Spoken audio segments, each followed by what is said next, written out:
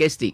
Kan pernah kita dengar orang yang ada batu karang, masalah batu karang sakit, gallstone. Ramai orang kena.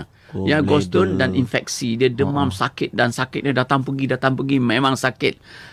Dia pun macam tu juga.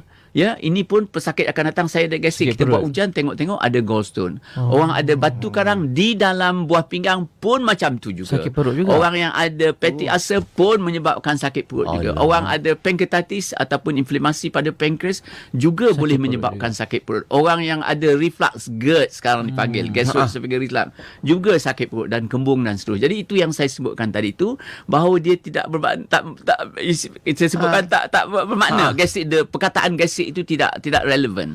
Ada juga penyakit yang kita katakan functional bowel problem, masalah fungsi usus yang tidak teratur.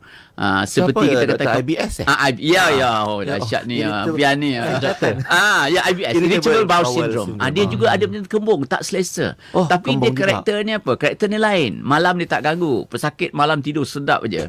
Siang dia ganggu. Ada stres kan dia naik. Silap makan kan dia datang balik. Dan itulah beberapa indikator yang mengatakan adakah perlu kita buat menjalani ujian pemeriksaan yang lebih lanjut berkaitan.